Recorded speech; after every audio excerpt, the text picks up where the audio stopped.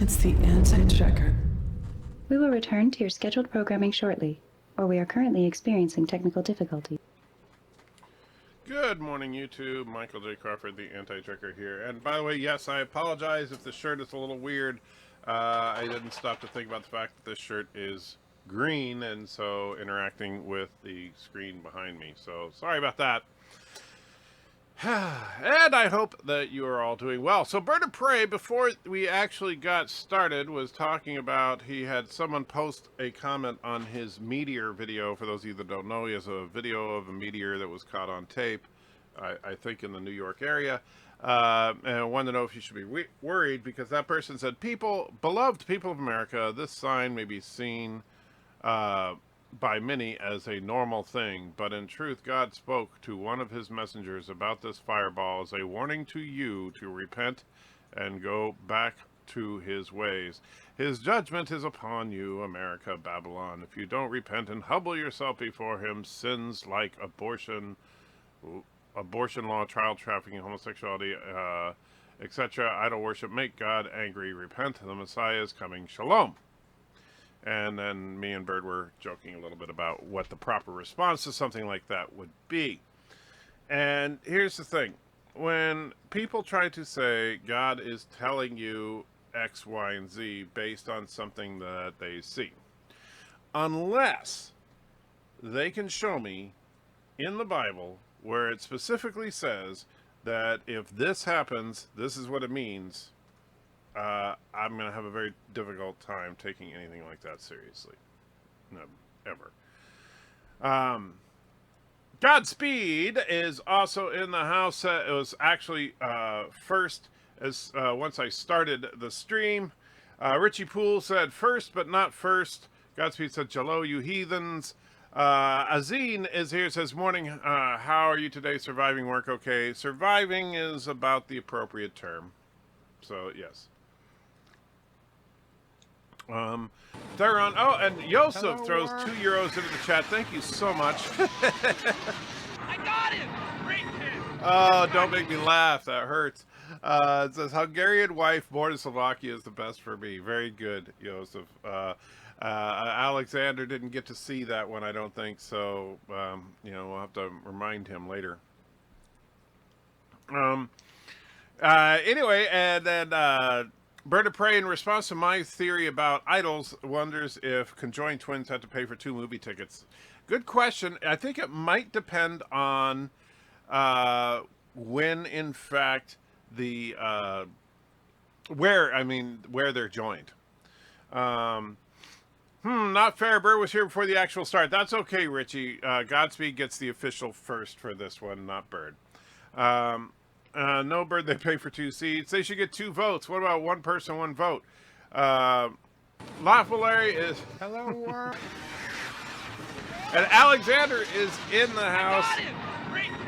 Welcome, my friend. Post 2 of his fake Canadian dollar says, first immigration meeting is done. Excellent news, my friend. I hope that your Asian Muslim wife born in the USSR is home in Canada very, very soon. Anyway, Theron 2142 said, is it Theron? Theron? I don't know. 2142 says, oi! You know, I never understood that phrase. Where did oi come from? Just wondering. Bird says, I wonder if, I already read that. Man, that's weird. I reversed there. I guess I missed Theron's comment and then I rewound.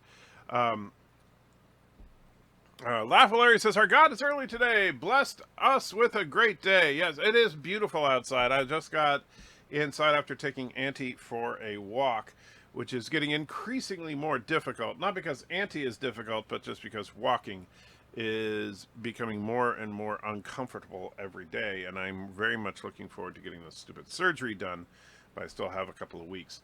And yeah, we'll see. Hopefully it helps. Mr. Lundell says, you look like you were in a transporter accident. Yeah, I kind of do, huh? Mr. Miles says, first, good to see you, my friend. Very excited about what you sent me on Skype in that message. And I hope you see what I sent you so we can, so give me some suggestions, my friend.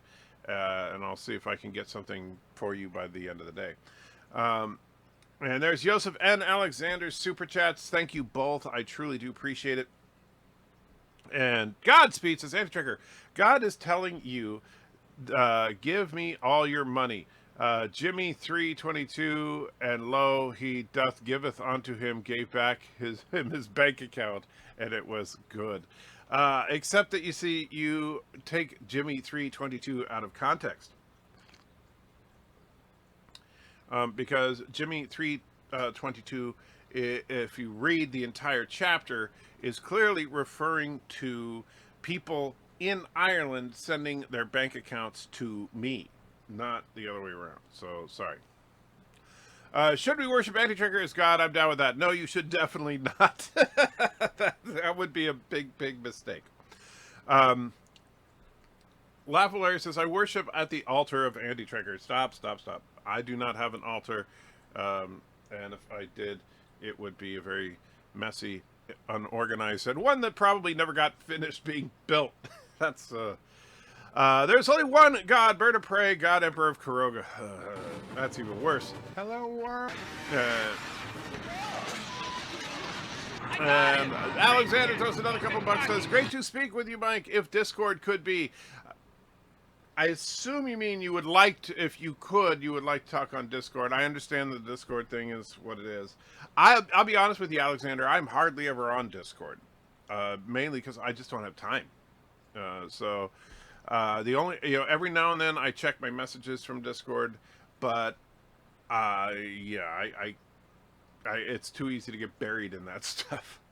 Mr. Mouse says, oddly, for some weird reason, both Brits and Japanese say oi in the same context. Really? I didn't know that. I knew the Brits, but I didn't know the Japanese did. Let's see. If I could choose anything, it would be a Stargate video. You know I love work with Stargate video, and TNG's top 5. Well, I insist on you doing research, so don't record that yet. All right. Anti-Tracker, Irish prison put a male prisoner in a female prison. He identified as a woman. No surgery or hormones. Well, that's interesting, Godspeed. So I will make a point to remember that if I'm ever arrested and sent to prison in Ireland, I will promptly identify as a woman. That's just sounds like a better deal. And I prefer to take a break from the usual videos and work a bit more on my Kirk Destroys Discovery video. All right, you take a couple days to do that, but then send me a message when you're ready for more. He may be our emperor, but Bird is not a god. He's a very naughty boy. He is definitely a very naughty boy. That is true. Godspeed says, I thought I was Jewish from Oy vey. You see, that's what I wonder is when the expression that I've heard people from the UK, Australia, say, oi, it's like in America you would say, hey, or hey, something like that. But I was wondering where that came from. And is that dog even alive? Yes. Auntie was actually just a few minutes ago up and about. I took her around the block, and she dropped some antimatter that I then put in the antimatter containment facility. Yeah. She's definitely a living thing. I know it's hard to believe looking at her. And Alexander says, I know who is guilty, not you. Go, Anti-Tracker. Thank you, Alexander. Strange way to put it, but thank you. Mr. Miles says, Portuguese also say it in a similar way. I did not know that. So, oi seems to be, that's just weird. Mr. Londell says, I missed the answer. So oi is like we Americans saying, hey, yeah, like the first time I actually heard it was in a Men at Work song. Men at Work is a band from Australia. And, not even Men at Work. Oh gosh, who was it now? The guy, whoever did Electric Avenue. And Electric Avenue starts out and you hear, oi! And I was like, why is he saying oi? Is he Jewish? I don't get it. Because that's just a common expression in English-speaking countries that aren't the United States, I guess. It's usually, oi, you little crap. Listen to me. I swear to God, I will give you a post-birth abortion. I don't think that's what when oi, that's the only sentence in which oi is used. But I'll take your word for it. But, like, I've seen it used a few times on Doctor Who and stuff like that. Every time I've seen it, though, it's either been British or Australian. Did not know about the Japanese or Portuguese thing. Mr. Miles says, oi equals Cree. I kind of doubt that, Mr. Miles. I know everything has to go back to Stargate for you, but that's just... that one doesn't make a lot of sense. By the way, so last night, after a fun-filled day, went to church. And our church, I've said this before, we go through entire books of the Bible. Instead of just reading a verse here and verse there, jumping around and making some political message, we actually just take an entire book, go through it from the first verse of chapter 1 to the last verse of whatever the last chapter is in that particular book, and not skip over the difficult parts to deal with, because a lot of churches never get into the parts of the Bible that people just don't like to discuss. And we just started a new series this week on the book of Ecclesiastes. And I'll tell you, Ecclesiastes is one of those biblical books that I never really spent a lot of time in. I don't think very many people do. You might, but boy, is it, and I didn't know the context of it as far as the authorship and all that. Apparently it was written by King Solomon, who was considered to be the wisest person who ever lived. And Solomon wrote 3 books of the Bible. He wrote Proverbs, Song of Solomon, and this Ecclesiastes. And so, and this is something I didn't know either. Song of Solomon is a book about sex and romantic love. If people think that Miss Sandchecker corrects me, Electric Avenue starts with boy. I always thought that was oi. Well, there you go. I learned something new today. So my apologies. So it's funny. Oi is in fact an expression, but I misheard it all those years from that stupid song. Well, there you go.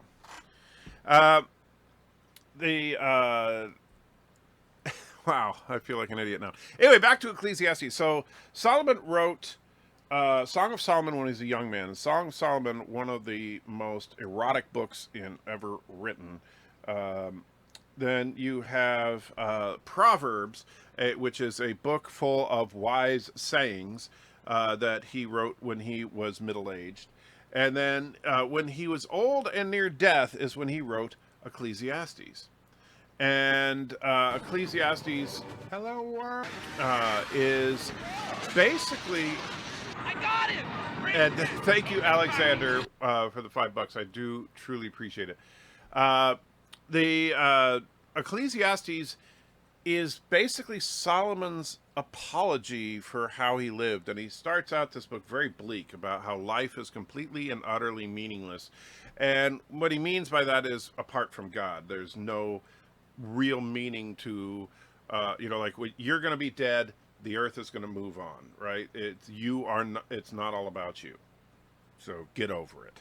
And I really find it an interesting book as to how direct it is on that kind of subject matter. But yeah. Anyway, let's see. In Slovakia, we get ahoy despite having no ocean. True story. Well, that's weird. Why would you say ahoy if you don't have an ocean? And us Canadians say "eh." Well, that I knew. Yeah. How you doing, eh? But "eh" is like it's like a tag on the end. At least my understanding of the use of "eh" in Canada is that it's like it's just like a friendly accent at the end of a sentence. Oh, I know how you feel there, eh? It's just kind of it just feels like it's a word that the only purpose of the word is to show that what I'm saying to you is in a friendly tone. And Godspeed says Cree equals yoo-hoo. No, oi and Cree are actually similar. Cree just means, hey, pay attention. You can easily exchange oi for many uses of Cree. Well, that's true. I'll give you that. I just think you obsess over Stargate a little too much. Ecclesiastes 9:10. Enter. Can you recite it from memory? I cannot. I'm sorry, Bird. I cannot. $5 if you can without hooking it up. No, I can't. I don't know Ecclesiastes 9:10 off the top of my head. That's that I gotta know what the heck it is. So I am gonna look it up because what the heck are you even talking about? So let's see, Ecclesiastes 9, verse 10. Whatever your hands finds to do, do it with all your might, for the realm of the dead where you are going, there is neither working, nor planning, nor knowledge, nor wisdom. So there you go. So basically, you like that one? Is that what you're saying? Because you like working with your hands with all your might? Alexander says, I hate preachers saying, with $5 super chat, thank you, Alexander says, I hate preachers saying to people, don't go to doctors, send me the money to heal by God. I have no problems with believer. I'm against charlatans. I agree with you on that, Alexander. I will tell you this. If a religious leader, and I don't care what religion we're talking about, whether it's Christian, Muslim, anything, it doesn't matter. If a religious spiritual leader is telling you not to go to the doctor and to send them the money, that person is a charlatan. That person is someone to be avoided. Nowhere in the Bible, in the Quran, in the Torah, in the Tanakh, and I'm sure in most of the other spiritual books of other religions, are you going to find it say, oh yeah, if you're sick, don't go to a doctor, just give the money to your local priest or whatever they call it in their religion. That just makes no sense. Dr. Alex says, hi, Antitreca. Can't stay too long. Phone battery may die. Well, I'm sorry to hear that, Dr. Alex, especially since Mrs. Antitrecker is apparently listening in, and so she won't get to talk to you, Dr. Alex, so have a good day. Godspeed says, Antitrecker, what do you not agree with from the Bible? Well, agree is an interesting choice of words there. Because I wouldn't say that I have the audacity to come out and say, well, I simply disagree with a particular book or a particular verse or anything like that. However, I have also found that most of the more egregious things that people think of in the Bible may not mean quite what they think they mean. For example, a lot of people think that Paul, the author of the bulk of the New Testament, was a misogynist because of his saying that women should be silent in church. But if you read the verses in context and you actually look at the meaning of the Greek and Hebrew terminology behind the American English translations of said words, you will realize that that's not at all what Paul is saying. What Paul is saying is that church needs to be treated with a certain level of reverence, respect, and that you should not go into a church building with an attitude of hostility. That you should be calm, at peace. And the funny thing is, the same word that he uses for, I believe it's calm for men, they translate to silence for women. And so I genuinely believe that the problem there is not what the Bible was, or how it was originally written, but rather a translation error. And so I think that it is important that you dig deeper. But I would not, assuming that I believe for 1 minute that the Bible is the inspired word of God, I'm not dumb enough to say, well, I disagree with it. No, you submit to it. Because, you have to, sometimes one of the toughest things about being not just a Christian, but just a theist in general, is the acknowledgement that, hey, I don't know it all, right? Humanity doesn't know it all. So sometimes when you look upstairs, you are looking above your pay grade. And so you may not know why it says it, but you need to just learn to accept what it says. However, if there's something that you find questionable, then you should also do more research on it. All right. Do all batteries go to heaven? Wow. Not sure what you mean there. Enter. Sure, he's friendly. Mrs. Anchecker is a lovely lady, to be sure. Well, of course he's yeah. And Iron Wolf is in the house. Says hi. How you doing? Luke Fauvark, my favorite Frenchman, is here. Says hail, chat. Hail, Anchecker. How you doing, Luke? Alexander says the hay stuff is Anglo stuff. I don't know. Yeah, maybe you must be right, Alexander, but I don't know. Dr. Alex is talking about vibrators. That's a great way to keep Mrs. Anti-Checker on your side there, Dr. Alex. Thank you for ruining your reputation with her. I appreciate it. If we use it as a greeting to, we use it as a greeting to. Okay, so you're saying like oi when you say oi, or are you talking about a? Oh no, because you're saying Canadian, so you just so hey.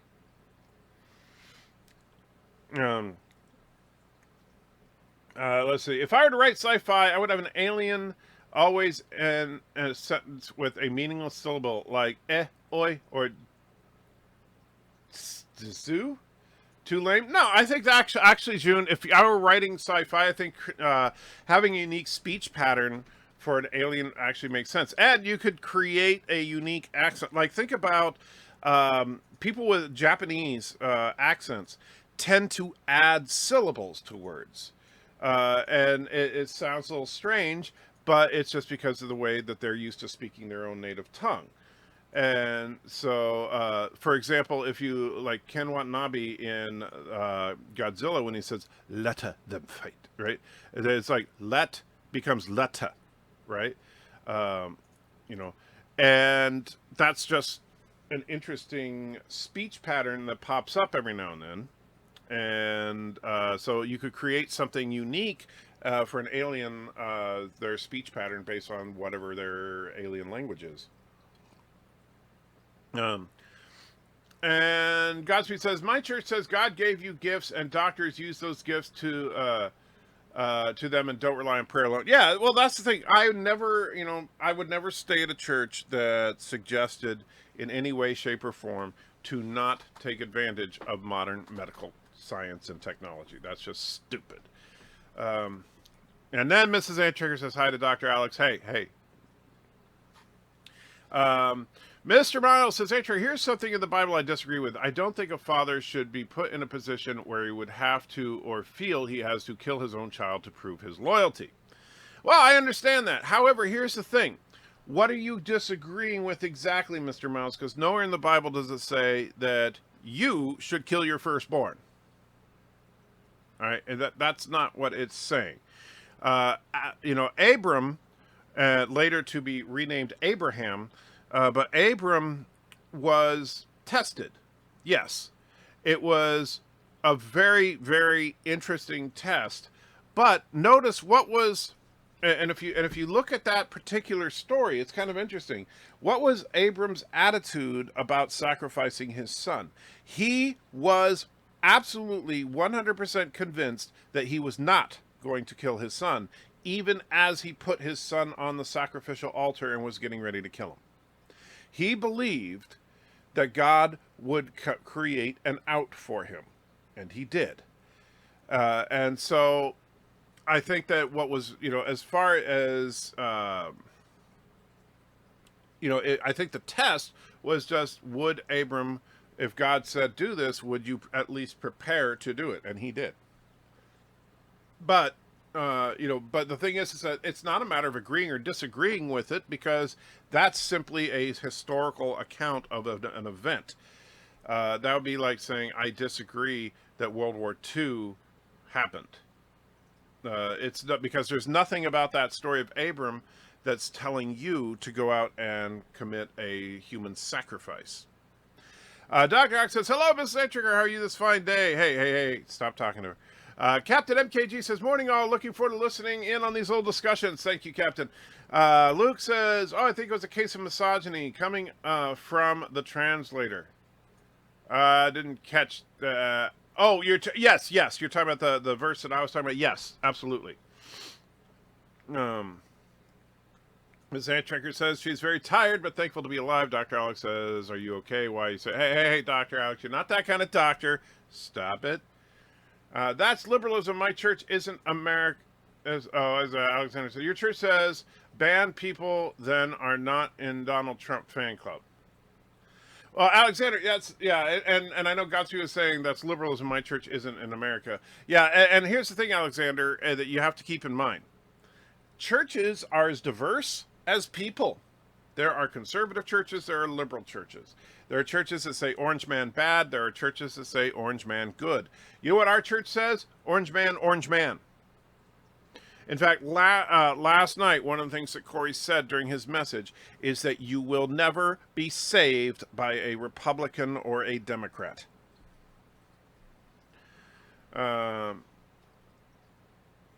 Alexander says, Mrs. Inkster, do you like men without a hat? If you mean men without hats, like safety dance, I believe she does.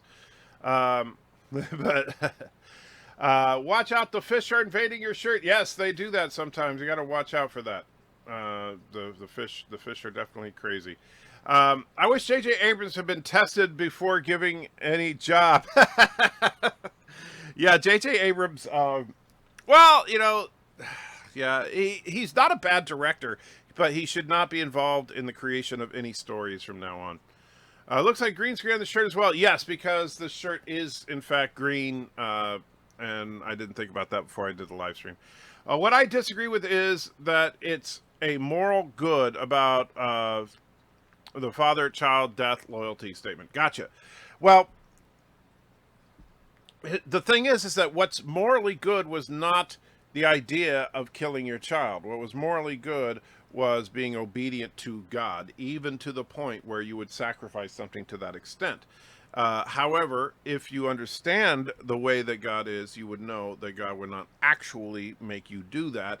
And Abram knew that. And so he knew that since it was actually God telling him to do that, that there was no way that his son was going to end up dead. Miss Antrager telling Dr. Alex about the cough that she's been fighting. Yeah, it's been she's been having a difficult time, to be sure, dealing with her mom's estate, dealing with me. Yes. June says, I never knew an M1A1 tank was so faithful. Yes, that's, you know, it's funny. The Abrams. But the M1A1 tank, we did talk about recently, and there's a really cool tank. So I guess that would kind of make sense. Mr. Lundell says, Christian scientists believe only prayer is needed to heal someone. You come across cases of it in the news on occasion because the doctors have to get court orders to treat them. Yes. In fact, in Portland, Oregon, when me and Mrs. Antrager lived there were a couple of cases. There's a church near Portland that does the whole faith healing thing, and they had a kid die. And you know what? I'm sorry. The parents of that child absolutely need to be charged with child neglect, child endangerment, wrongful death, manslaughter, every charge you can come up with for them, because your duty as a parent is to look after the health and welfare of your child. If you refuse to do that, then you are liable. Abby Olace is in the house, says, Antrager, Miss Antrager, good morning. Good morning, Abby. Antrager, my mother said her great uncles were Abraham and Raphael and Gabriel. I like those pronunciations.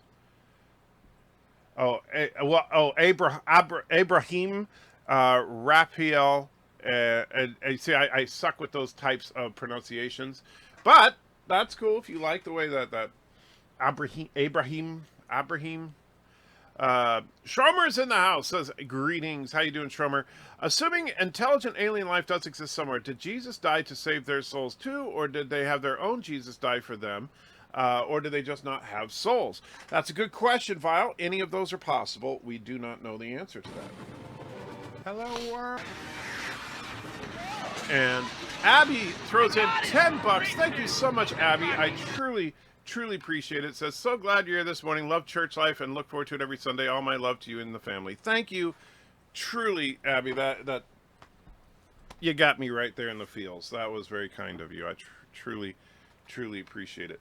But yeah, Vile, as far as alien life, here's the thing. Since there's no direct reference to it in the Bible at all, if aliens show up, it would be very, very interesting to see what they believe. And what would also be interesting is, let's say that some aliens show up and they're not particularly religious, right? They don't believe in a creator or anything like that. But we then find out, after we establish relations with this alien species, that their ancient mythology happens to be virtually identical to Christianity. That would be an interesting coincidence. So, but the honest answer is we don't know. And we would have nothing to speculate based on unless we actually could talk to alien life. So Dr. Alex wishing Mrs. Antichecker well. Yeah, I'll bet you are. Azid says, I'm curious. You said you were an atheist, so you changed your mind. Some kind of epiphany where everything just seems to make sense to you. I'm agnostic, still looking for my answers. Well, yeah, what happened was, honestly, Azim, is that first of all, I don't think that debates and arguments win people back and forth between atheism and theism, because it's a core belief. You either believe or you don't believe, right? That's just a fact. That being said, it depends on your individual attitude.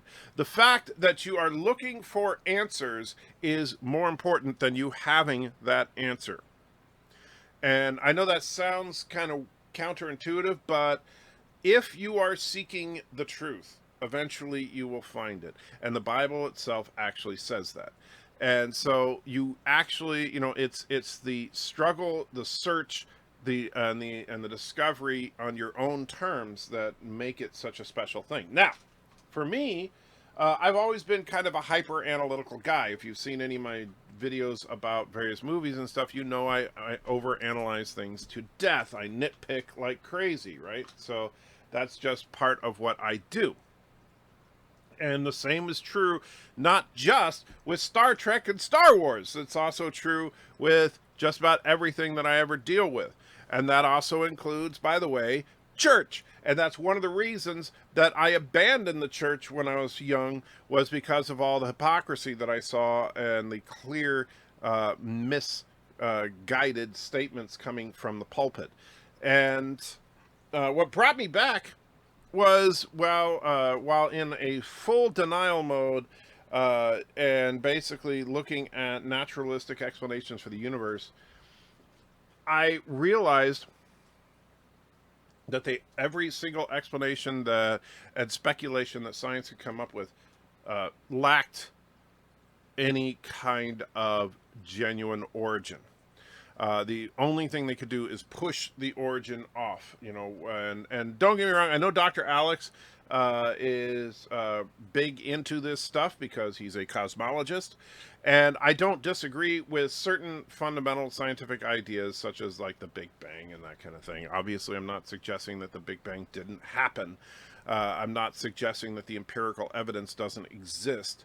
What I am suggesting is that prior to the Big Bang, we have no reference point, and it's 100% speculation at that point. And all you can do is look at the existing universe and try to speculate what caused it. And most of everything that I've heard as far as attempts at scientific explanations to the origin of the universe itself simply at best puts it off, or just says we don't know. And so I started basically my own personal exploration into what could have started things off. And I came to the conclusion that it would have to be a living being.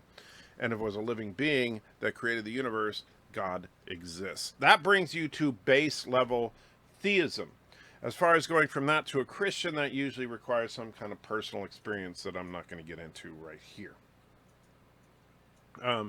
Mega churches are a pox on Christianity, in my opinion.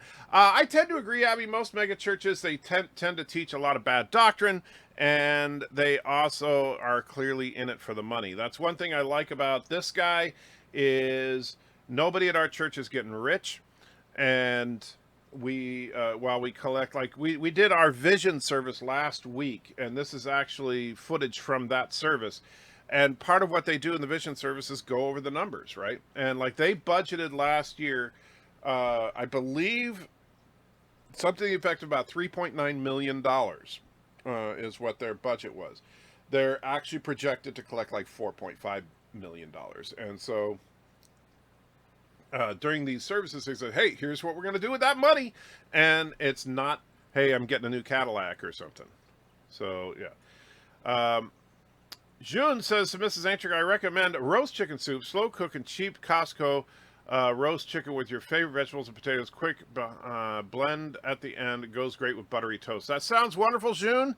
But unfortunately, there's not a Costco within driving distance where we live, which sucks. Antrick, you will never be saved by Republican or Democrat. Vote Green Party. And Crawford says, greetings to Auntie, chaser of treats, occasional barker, sleeper extraordinaire, sniffer of bottoms, and puppet mistress of Turdistan. Yes, all accurate descriptions. Miss Antrick, do you mean Men Without Hats the band? I've only heard that one hit, and it's very catchy. Yes. Well, I know you like the safety dance, but yeah, I know you particularly like it from Futurama. Do, do, do, do, do, do, do, do, do, do. Apparently, it's energy-efficient light bulbs which make Trump orange. Apparently, they make everyone orange. Trump's own words. As Trump has spoken, so it must be. Yeah, the whole Trump orange thing is bizarre to me, but he does look like a giant Oompa Loompa. However, he is president of the United States, and I don't hate the man. I hope that he is successful with everything he is charged to do. He has the most difficult job on the planet. And, you know, it doesn't help that in the modern era, whoever is president is always getting ridiculed by half the country. That's just disgusting to me. And I'm sorry. I know that a lot of you guys don't like Trump. And I don't care. I don't particularly care for the man on a personal level. I think he is an absolute jerk. And all that, but you know what? He's the president of the freaking United States. So can we stop saying Orange Man bad and just hope that he does a good job? And then if you don't like him, vote for whoever is going to run on the Democratic side in the next election. Mr. Miles says, Andrew, that's the part of what I don't agree with. Saying to love anything more than your own children. Maybe a baggage, but there's nothing that should be more important to a parent than a child. Well, I understand where you're coming from, and that's one of those things that's hard to wrap your head around, Mr. Miles. That is. And obviously the subject of many a Bible verse. And the truth is that, yes, you're supposed to love God more than you love life itself. Do we always do that? Nope. And it's very, very difficult, to say the least. I can still imagine it being very awkward for Abraham and Isaac at the dinner table that evening. Yes, I can imagine. So, Dad, why are you going to kill me? Yeah, that would... Yeah, the untold stories of the Bible. What happened that night? And there's Abby's $10 super chat. Thank you, Abby. Sorry for being so far behind. I'm just going to read the stuff addressed to me for a couple minutes till I get caught up here. And Alexander says, Miss Ancher, they also have another hit. It's called Pop Goes the World. I don't remember that one. Schwarmer says, greetings, Mrs. Ancher, Queen of Turdistan and Empress of Nerds. That is definitely her title. Vile Mike says, Ancher, what's the point of the Abraham-Isaac test? God knows all, right? He would have known the outcome before the test started, so why need to test? That is an interesting question, and that actually gets to a core, fundamental, philosophical concept that a lot of people will have debated about for centuries and will continue to debate about until the end of time. Does God know the future? 100% of the time. Some people say yes. Some people say no. You can point to certain biblical passages that would kind of indicate that he can see the future. You can also see that there are clearly times in the Bible where God is surprised. So how can that be? I tend to think that God is able to see the potential, like when we talk about the multiverse and crap like that, which I do think is a load of crap. But when we start talking about the multiverse, like the whole idea that every possibility, well, I think God can see the possibilities, right?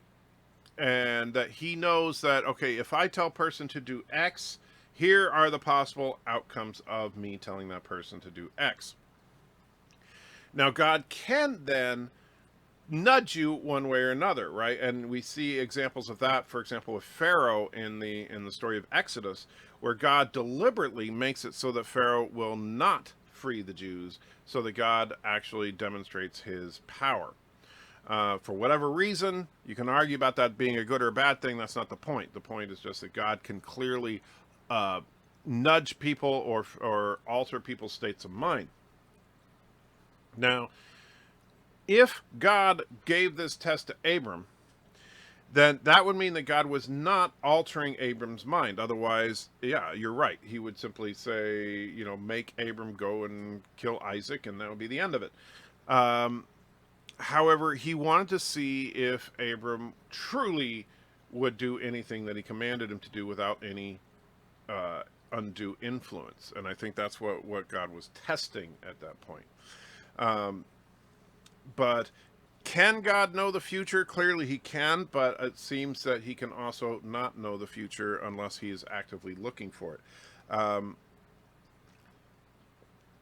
think that and it's one of those things where, like, think about time-space, and this is getting into Dr. Alex's area of expertise, but we exist in what we refer to as a time-space continuum, right? Within our time-space continuum is all time, all space, and all matter. If you are outside of time-space, time means nothing, right? Past, present, future are all simultaneous. If you go into that time-space, you become linear. So is it possible that when God is interacting directly within the universe, he becomes linear and therefore does not know the future, but when he's outside of time-space, he does? That would kind of make sense to me. And that was a very long-winded explanation to say I don't really know.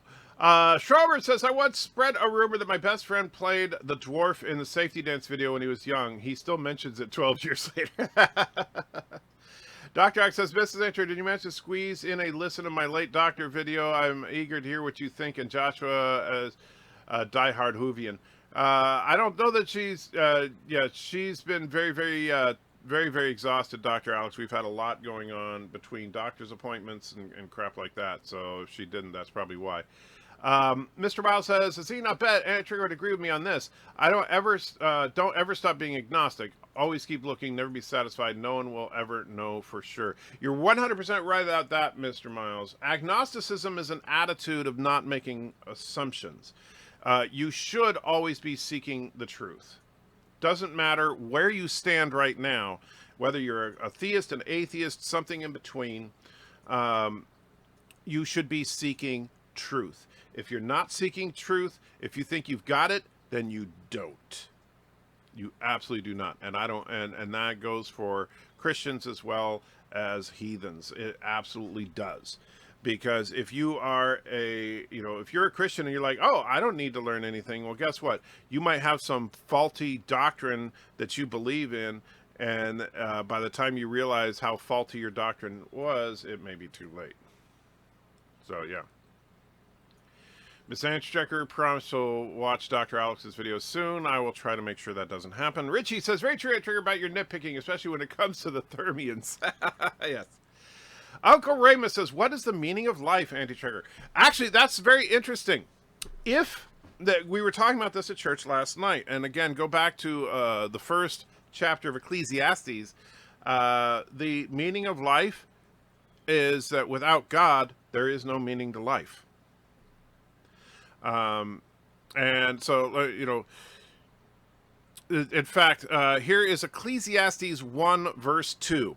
Meaningless, meaningless, says the teacher. Utterly meaningless, everything is meaningless. So one verse uses the word meaningless 4 times. That's your answer. Life in and of itself, apart from God, is meaningless.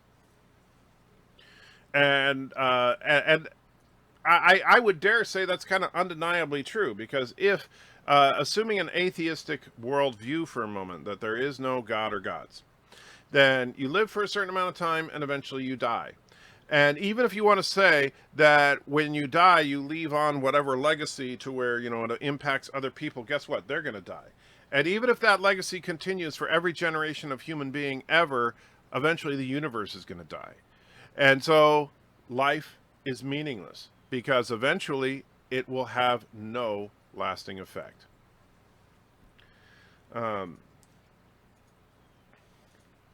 And so Luke says, God, jump, Abraham.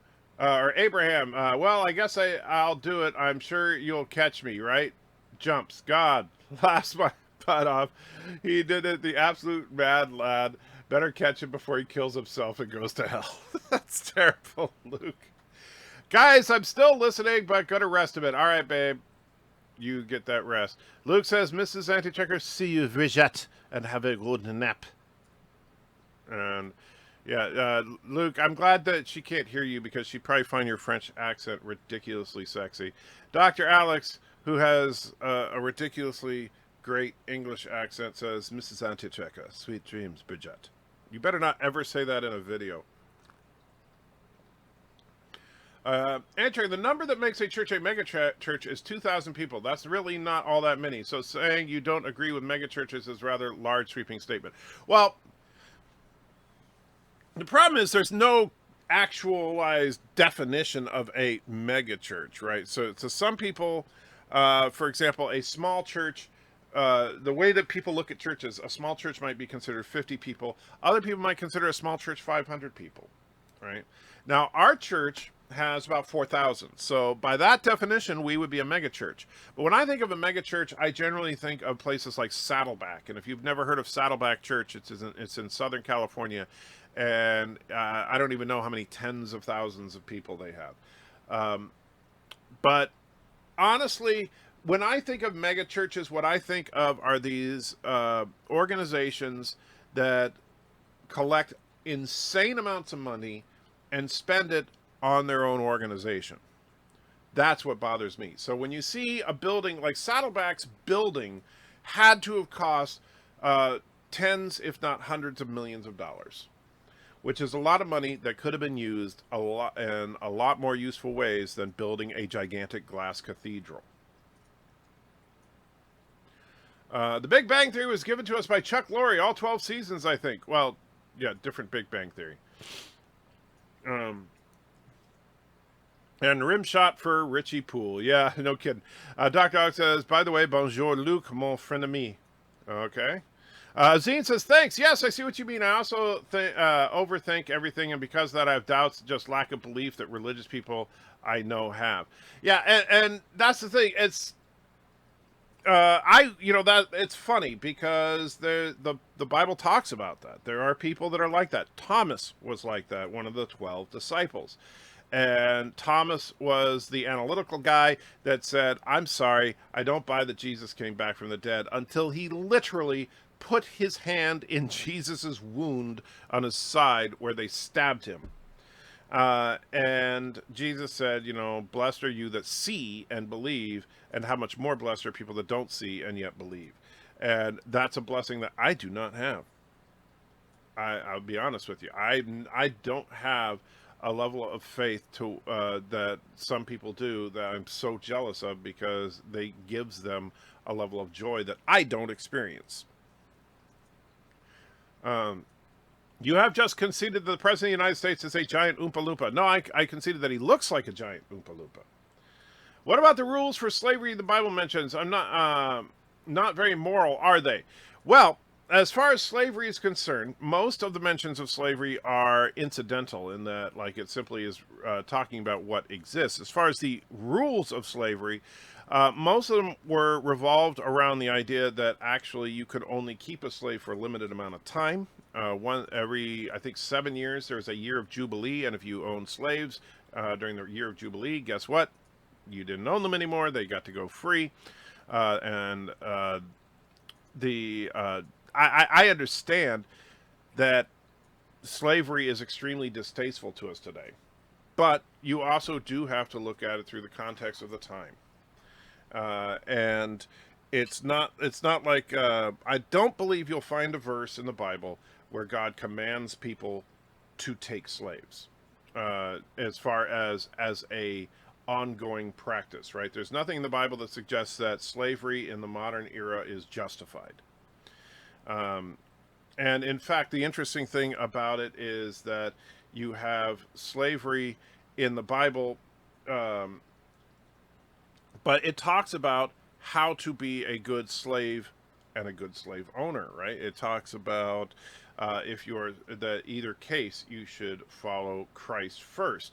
The other thing is that it's kind of the one problem that we have with slavery in the Bible is the term itself. Many of the times that we see the word slave in English, the Hebrew or Greek word being translated is actually more apropos to servant, as in like a butler or a maid or something to that effect, not necessarily property. However, there are instances of it being property as well. That's one of those subjects that, man, you could spend an entire lifetime studying and writing books about and making arguments about. But fortunately, in the modern era, most of the civilized world has agreed that slavery is illegal. And let's see, getting back into it. Commander Andrew, anytime I come across the continuity issues are usually written off as bad writing, and that goes for the Bible as well, not just sci-fi. Except, here's the thing. I see the weird thing about the Bible is that it's a collection of some 66 books. Keep in mind, the Bible is not a singular book. It's a collection. That's what, and actually Bible means a collection of books. But it's a collection of some 66 books translated from ancient language. And so most of the problems we have as far as what you would call continuity issues are really more issues of translation than anything else.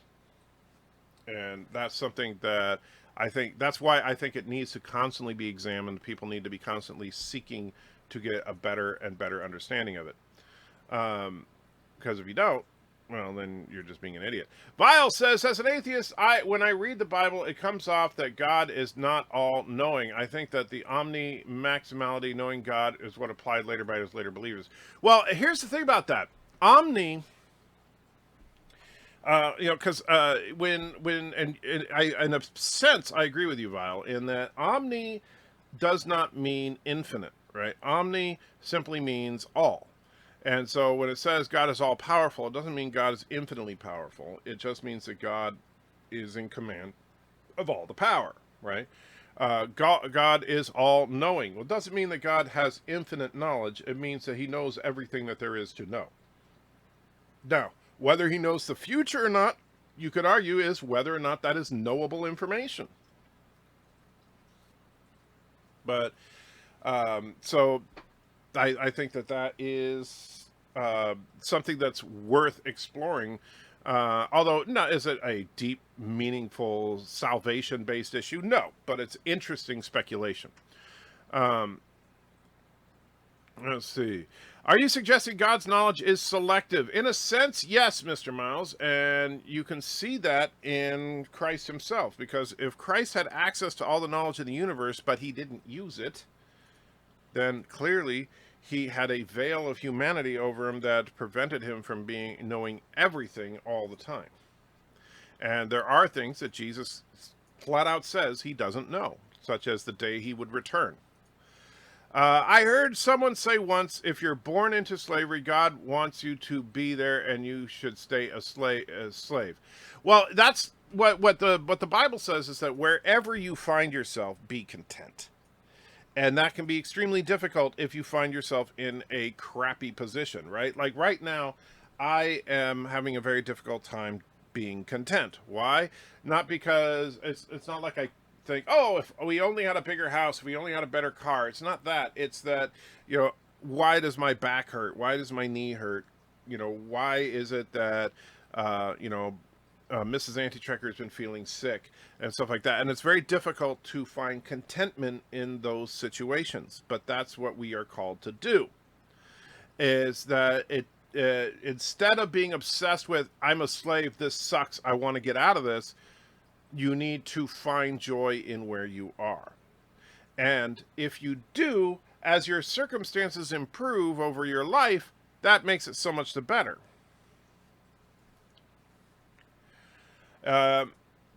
Bradley says, in my opinion, the meaning of life is to live and learn, and that's it. The problem is that is because when you die, then all that knowledge is gone, and that's a complete waste, and therefore it is still meaningless, unless you invoke something that goes beyond that. Rock Solid says, remember people, smash the like button, share via social, set chat to live, turn mic and camera on before streaming, donate if you can, join the Patreon, and down with Karoga and MCU Aunt May's mom jeans. I don't like the song Imagine by John Lennon. I'm not a big fan of it either, my friend.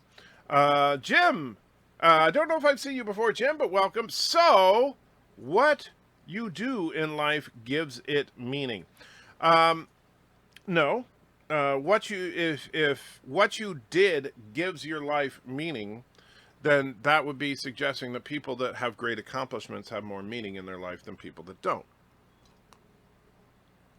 Life apart from God has zero meaning because it will fade, it will disappear, and eventually all of the universe will fade and disappear, and it will have no eternal consequence whatsoever.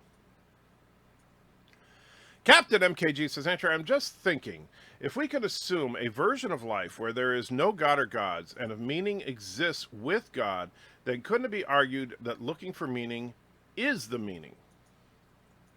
Well, that's an interesting, in a way, the meaning of life is discovering the meaning of life, is kind of what you're suggesting. And there's some actual truth to that, is that the journey is extremely important, right? That journey seeking the truth. That's why I tell people, like, if you're an atheist or agnostic or whatever, that keep seeking the truth. You will find it. That's what gives life meaning, is when you discover that truth. And for, different people, it'll come at different stages in different ways. Jim says, 23 crap. There are odds that you will get cancer in a 100-year lifespan. There are odds that you will get cancer in a 100-year lifespan. Scientists said if you live long enough, 200 years or longer, eventually you will get cancer at some point. And then Jim says, crap odds, my wife is fighting cancer for the second time and she's only 49. Well, and that's the thing, like the cancer that I suffered from, I was about 45, 44, 45. But the, cancer, cancer is one of the most prevalent ways to go, and for good reason. While cancer can be caused by external forces such as radiation and such, cancer is just basically your body breaking down, and it eventually turns on itself.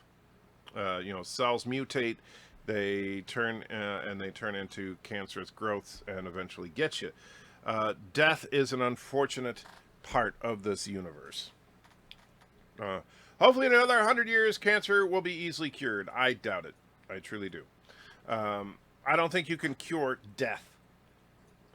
God does know what will happen, and we never change his mind, but he allows us to believe we do.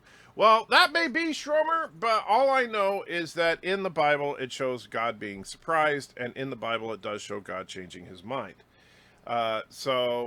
Whether or not you want to say it's written in the Bible just because God wants to kind of make us believe that we can change his mind, but he doesn't really, that's possible. But I'm not going to speculate on God's motives behind the scenes, because there's no point. Oz of Sweden says, hi, Tricker, hope you're well. I'm curious about the mirror universe. Would Janeway be some kind of space Mother Teresa or some kind of the mirror universe? I don't think a space Mother Teresa is quite the right word, but I think that, Janeway, because here's the thing. Kirk is a badass, right? And when Kirk went to the Mirror Universe Kirk is a badass. He's just an evil badass. So Janeway would still be Janeway. She would just be good Janeway or something. So yeah. Mr. Miles says, Andrew, I tend to leave slavery out of it because slavery has had many faces. It's been a good thing at points in history for human survival. It was a sure way to get good, clean water and so on. Well, that's the thing. Slavery is a really complicated issue. You could, you could make an entire career out of it. Of course, YouTube would shut you down, but you could. Grand Arrow of Andrew, those laws only limit what you can do to slaves that are Jewish. You still can do whatever the F you want with everybody, and I assume you mean else. Well, like I said, I'm not going to get into slavery in this. I mean, I haven't taken the time to really get into a study on slavery because, quite frankly, it's not a relevant conversation in the modern era. In the United States, in the 21st century, slavery is illegal. So it doesn't matter what the Bible says about it in that you can't do it anyway. Now, if you're talking about parts of the world today where people are still enslaved, we can talk about human rights and that kind of thing. But it's irrelevant as far as how people were allowed to treat slaves when you can't have slaves. You know, that's like, I don't know, trying to have a big old argument about the relative morality of prima nocta. And obviously that's not a practice in existence anymore. The 7-year rule only applied to Jewish slaves, not a slave purchased under Levitical rules. Well, I'm not a Levitical expert now, Mike. Like I said, I'm not a rabbi and have no intention on being one. However, you also have to consider the Old Testament, New Testament break, which is another very difficult thing for people to wrap their heads around. Because just because the book of Leviticus says you can do X, Y, and Z to your slave does not mean that it's okay to do X, Y, and Z to your slave. And you have to take the entire Bible in its context. Just like if you read the Constitution of the United States of America, you will find that alcohol is illegal, except that then later on it is not. And so just because you can find examples of it, just because you can find rules about it, does not necessarily mean that it is okay. So, yeah. Jim says, or just say it's wrong then as it is now. Well, I'm not commenting on the relative morality of it. I'm simply saying, well, the Bible does address it. It is what it is. It makes some people uncomfortable to talk about it, but also, if you look at what Christ was teaching, and I'm a Christian, not a Jew, and that is that your primary duty on earth is to love God and love your fellow man. Now, in my humble opinion, loving your fellow man does not include owning your fellow man.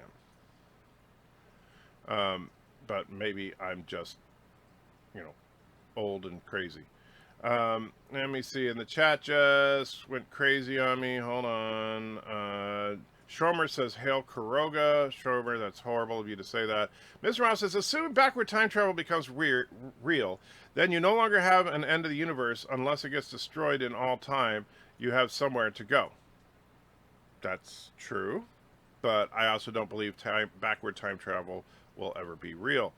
And Aberjam says, plenty of references to God's foreknowledge implying the knowledge of the future. Christ had limited knowledge. Philippians 2 tells us he emptied himself, empty Greek canoe.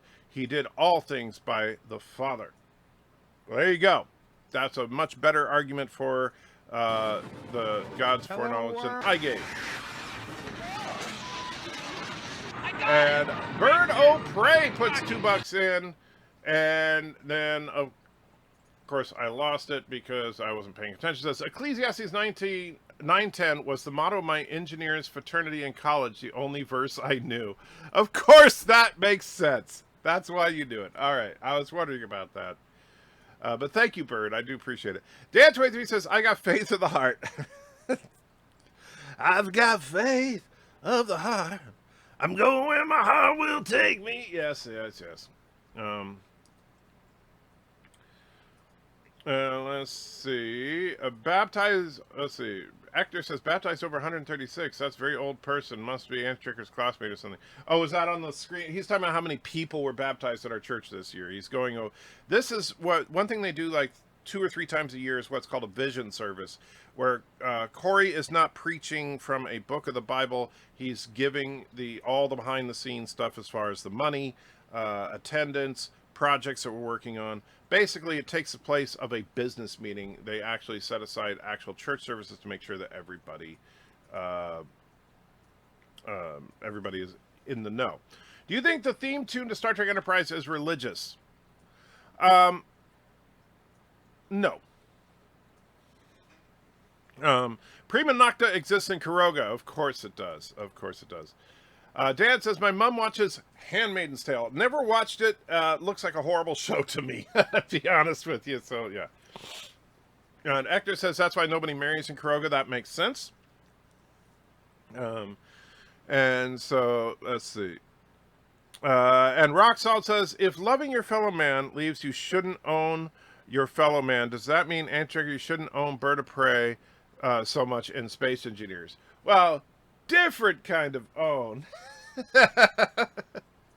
But I guess, yes, I should let him, let him win once in a while. Shar says, C.S. Lewis talked about backwards time travel being impossible because as the past has already happened, even the raindrops would act like bullets as they must follow the paths they always have. I don't think backwards time travel is possible because the past has already happened, period.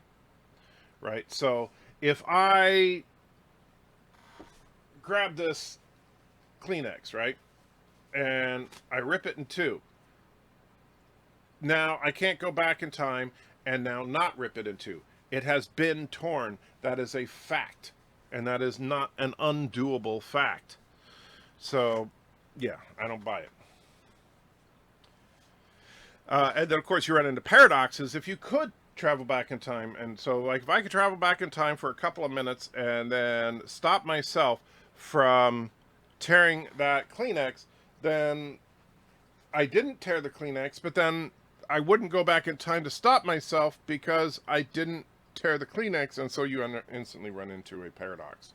And a paradox is a logical impossibility. I don't believe in logical impossibilities, therefore, at that point, I reject the idea of backwards time travel. Do you think God lives beyond the Great Barrier? Sure, why not? Speaking of Space Engineers, if Potts or Chris is on, please check out my note in my office. I will, Nicole. I haven't been on the game in a couple of days, but I'll try to get on for a little bit today. Hector says, you have your own office? Well, I'm sitting in it, technically. It's really just a bonus room in our house. Does Lion Witch and the Wardrobe have religious content? Well, yeah, it's a religious allegory, is what Lion, the Witch, and the Wardrobe is. Basically Lewis's attempt at telling biblical principles through a different story, is what the whole Chronicles of Narnia thing is. And yeah, I know you meant in-game, Nicole. I just was messing around. If time travel were possible, it would be irrelevant, as no matter how many times history was changed, the final change would always be the one that played out and the only one we would know. Very true. And I only can have a can where I can't get frozen. What? And I only have a can where I get frozen. The injustice. No idea what you mean. Wesley's in the house. Says, "Hey man, hey Wesley, how you doing? You don't believe in logical impossibilities, so you don't believe in women." Oh, I'm not gonna even touch that one. Wow. Bird of Prey says, the Turdistani Science Institute has determined time travel is impossible. Sure, Antricker, keep thinking that. Kuroga will own the future and the past. Well, here's the thing, Bird. If you could go back in time, all you would do is crash into a mountain before you crash into a mountain. Roxanne says, I definitely have concerns with the fact that in medieval times, the text of the Bible is altered to reinforce the power of ruling kings, especially in Great Britain. Well, and that's why, like the King James Version of the Bible is, quite frankly, one of the worst translations of the Bible. And I know there are a lot of people that are like, oh, King James only because these other people perverted the Word of God. But then when you look at the way that the King James Bible puts things compared to the actual manuscripts, that the modern translations are actually closer to the original transcripts than the King James Bible. That's why, Rock Solid, I truly endorse the practice. Unfortunately, ever since that one shelf fell down, my books are stacked over there. But that's why. Hello, world. And Alexander puts another $2 in. Thank you, Alexander. I'll get to that in just a minute. But Rock Solid, so that's why I strongly endorse if you want to take Bible study seriously, don't read some pamphlet about, so you want to go to heaven. Read this verse, and let me tell you about, here's this magic prayer you have to, no. Read the freaking Greek and Hebrew and understand it. And maybe, and it's tough. It really is, because it takes a lot of time to go through a single verse of the Bible if you're also going through a Greek and Hebrew lexicon and concordance. But it can really open up your eyes to the meaning of it. Wesley says, I had a religious question, but I can send it to you on Skype later. Sure, I'll answer it eventually. Answer, if you meet God, do you think he would ask for a starship? I doubt it, Uncle Remus. I truly do. However, if he did ask me for a starship, I would hope I had one to give him. Alexander puts in $2 more, says, Guzzle agreed with the immigration plan. We'll win. I have no idea what you're talking about, but congratulations. And Alexander Brooks says, why is your shirt glowing? Because it's green and there's a green screen, and so you can kind of see through it. You can see into the aquarium. And let's see. I have a theory about time travel. You can't go back before the time machine was made. Well, I could understand that, except that would mean that no time travel has ever happened, and until someone builds a time machine, it won't matter. Actor says, a miracle happened yesterday, and he didn't crash yesterday, even after an eventful travel to space. That is impressive. That is truly impressive. Aberjam says, if time travel is possible, we at least have the knowledge that Mikey Spock will save us. She is the best ever. Well, that's true. All hail Mikey Spock. King James is just one example of why not to trust the English. Answering shirt is kind of sparkly for some reason. Yes, it's just the color. And so, let's see. Translations of the Bible and the manuscripts over time is difficult because languages have changed over time. These subtle changes can give different context to any passages. Well, and that's why you have to be very, very careful. And that's one of the reasons that I caution churches that are dogmatic, because what if part of your doctrine and you go to the point where it's actual dogma is based on a false interpretation? And that's why we should always be looking at the Greek and Hebrew and always trying to get a better understanding of what the original intent was. That's your wife's name. Okay, Alexander. Well, very good. So she agreed with your immigration plan, and so you're going to get her into Canada. That's awesome. Wesley says, I like your Sunday streams, but I go to sleep 5 hours before it starts. I understand, Wes. That's all right, man. It's cool. I know that I do these streams really early for people on the West Coast, so that's a problem. But with that, I do need to wrap it up because I got to run an errand before work, and I work in an hour. So in the meantime, guys, I want to thank you all, and of course, I have a little something for Alexander because of his generosity before we go. The board vessel's moving into range. On screen.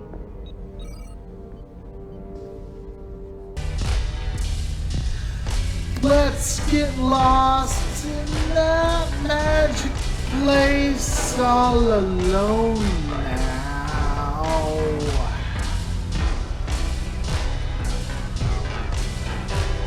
Drink your fill from my fountain of love, wet your lips.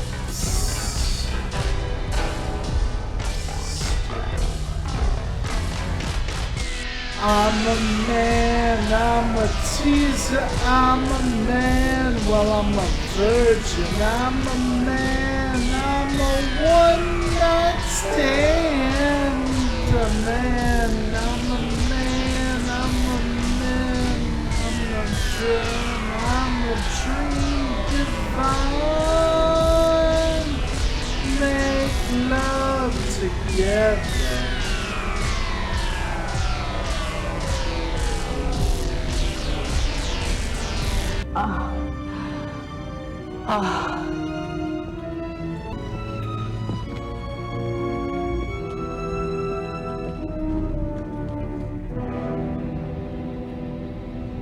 He's dead.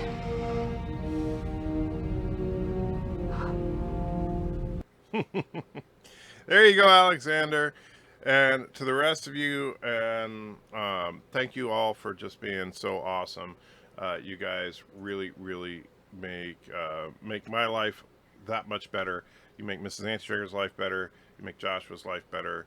And you make each other's life better. And that is freaking awesome. And I don't care. So I know some of you are disagree with others very fervently. However, we can still get along as one nerd community, and that is freaking awesome. Take care, guys, and yeah, happy whatever it is.